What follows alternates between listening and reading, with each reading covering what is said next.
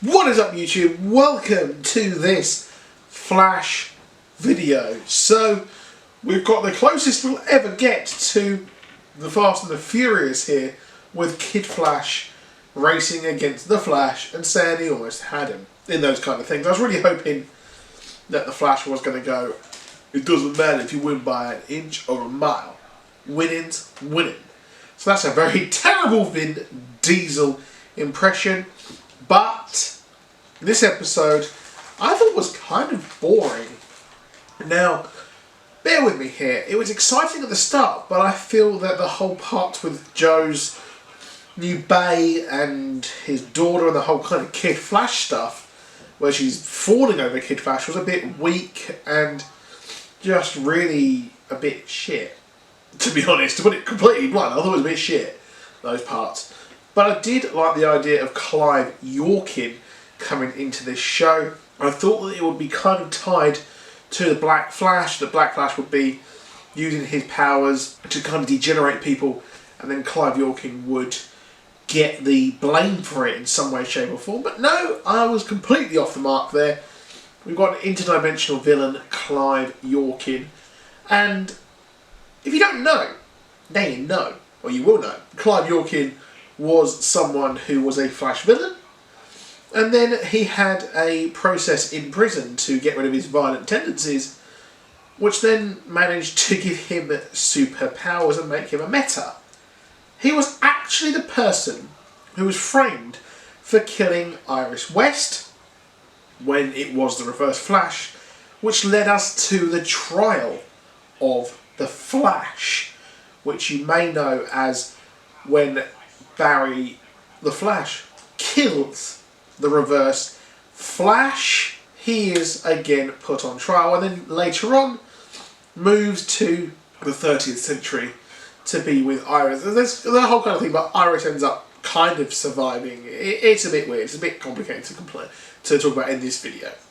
But that's what's interesting here. We're getting a lot of callbacks to, or cool futures to, the trial of the Flash, which I really think is going to happen in some way, shape or form this season, just because we're getting a lot of hints towards this, and the most visceral here is having Clive Yorkin on the show.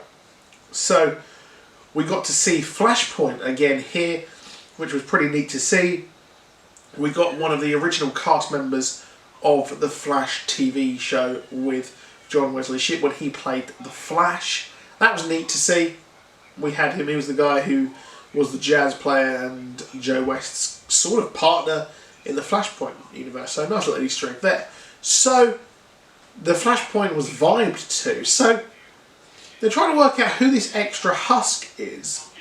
So why don't they just vibe to Flashpoint and see who this last husk is?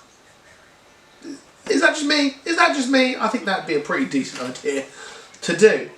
And wanting to see what happened in Flashpoint, well, why didn't they just vibe there originally?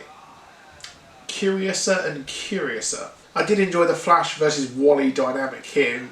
Barry is getting very desperate to actually have Wally be as powerful as him, so he can take out Savitar. So I kind of think that Barry here is being very reckless and very kind of headstrong in trying to get him to become as powerful as him and rushing ahead. So the whole episode, I think it was okay, but the middle part with Joe West's love life was just a bit shit, to be honest. I was a bit disappointed with that. We've got Julian and Caitlin. I'm shipping those two hard. I'm glad that's going to happen. I'm glad Caitlin may finally have a decent love life, because everyone either dies or turns evil here. And they both know what it's like to have a secret persona or sort of give in to the evil side of themselves. It was cool seeing Killer Frost here again. I reckon she is going to go full Killer Frost to maybe save Iris in some way, shape or form. Could happen. So the Flash is actually on a break next week, so no Flash here. But we've got at the end, we had Violet Bean turn up as Jesse Quick, heralding that the HR or Harris, or whatever, whichever version this one's called, is actually taken to Gorilla City. So the weird thing here is that, you know, Grodd is sort of evil in the comics. He is evil in the comics. He's kind of black. He's similar here, but he's not. He's kind of a moral grey area, and he wants to stop Solivar. So that's next, or a week's time, whatever, episode. So Solivar is the leader of Gorilla City here, and Grodd, maybe he's turned over a good leaf, but I highly, highly doubt that. So I'm excited for the next episode. Week's break, but I've got a Legends video coming up next. So please drop a like, please subscribe. I'll see you soon. Goodbye.